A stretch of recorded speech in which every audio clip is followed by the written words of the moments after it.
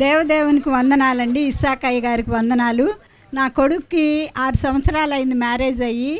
పిల్లలు లేరు. ఒకసారి రామ్మా ఇస్సాక్ గారి చేత ప్రార్థన చేయించుకుంది అంటే నేను తర్వాత విజయవాడ వెళ్ళాను. 3 నెలలు వచ్చాను. తర్వాత నాకు ఇస్సాక్ గారు ప్రార్థన చేసి అమ్మా నువ్వు ఎత్తుకుందుకొని పో అని అన్నారండి.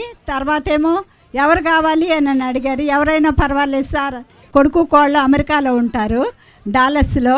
వాళ్ళ గురించి నేను స్పాన్సర్ చేశాను.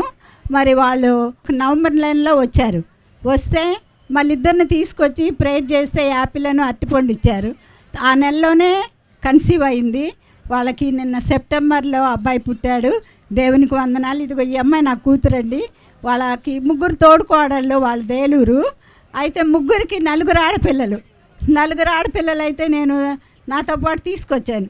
ఈ అమ్మాయికి కూడా అయ్యగారు వాళ్ళ 3 తోడుకోళ్ళకి 4 ఆడపిల్లలు అని అంటే పో అబ్బాయిని ఎత్తుకొని వద్దుకొని పో అని అన్నారు.